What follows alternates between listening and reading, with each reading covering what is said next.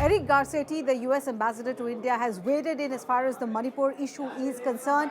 He was addressing a press meet in Kolkata where he was asked a question on Manipur, and he said that if there is anything that US can do to help resolve the situation there, then they would be more than willing to do that. Now, this comment has not gone down well with the Indian opposition. Manish Tiwari of the Congress party has taken the lead to say that this is interference in India's internal matter.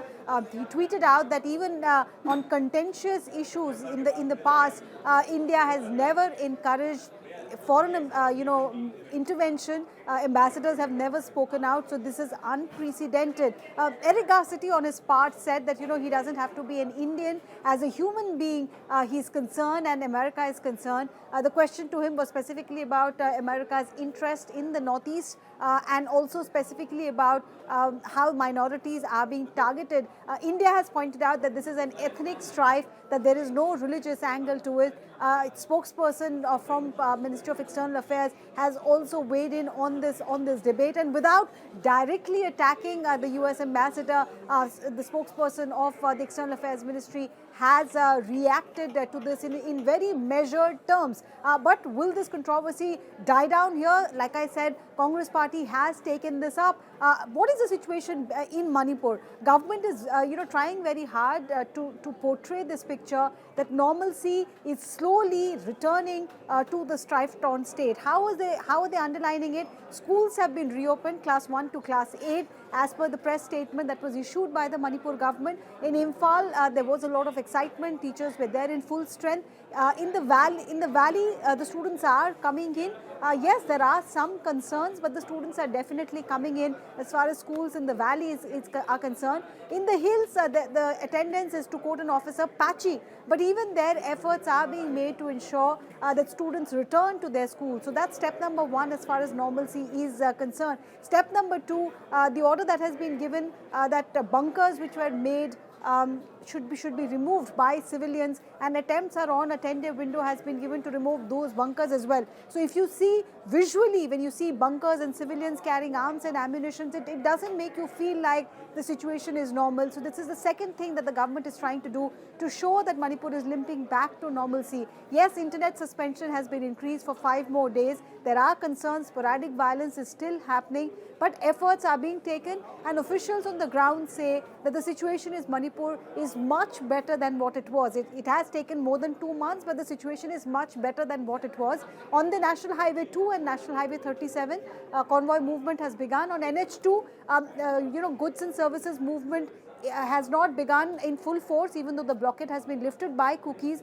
So when situation is slowly getting resolved, for the US ambassador to weigh into this debate and say we are willing to help, when Manipur Chief Minister has also spoken about the China angle without naming any country, he said that it has to be seen whether there is any foreign role as far as Manipur violence is concerned. So should we see US ambassador's comments in that light, suspicion that China could be fomenting trouble, or should it just be seen as an ambassador? Like he said, he's only expressing his concern as a human.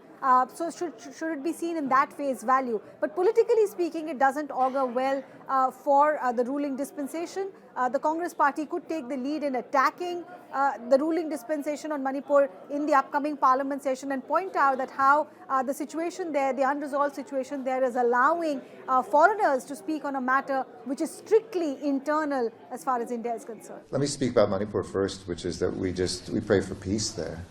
When you ask, does it concern the United States, I don't think it's about strategic concerns. I think it's about human concerns. I think all of us, you don't have to be Indian to care when children or individuals die in the sort of violence that we see. And we know that peace is the precedent for so many other good things. There's been so much progress in the Northeast and in the East here.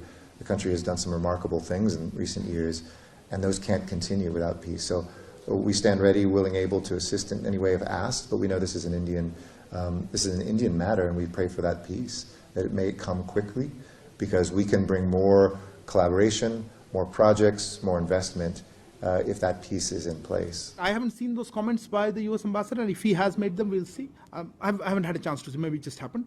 I think, we would also, see peace there, and I think There are our agencies and our security forces are working, and our local government are working on it. I am not sure foreign diplomats would usually comment on internal developments in India, but I wouldn't like to make a comment without seeing exactly what has been said. देखिए, मणिपुर में जो हो रहा है वो एक त्रासदी है। प्रधानमंत्री को बहुत पहले मणिपुर जाना चाहिए था, बहुत पहले उनको बोलना चाहिए था, उनको शांति का बाम वहाँ पे जो लोग हैं उनके गाहों पे लगाना चाहिए था। गृह मंत्री को लगातार और निरंतर मणिपुर जाना चाहिए था, जहाँ तक जब तक वहाँ पे शांति नहीं हो जाती। हम संसद में इस चीज़ को निरंतर और लगातार उठाएंगे। जहाँ तक अमेरिकी राजदूत का सवाल है, देखिए, भारत में कई चुनौतियाँ आई, पंजाब में, जम्मू कश्मीर में, उत्तर पूर्व में, पर भारत ने कभी अपने आंतरिक मामलों में किसी भी बयान की सराहना नहीं की है या उसको एक नकारात्मक दृष्टि से ही देखा है।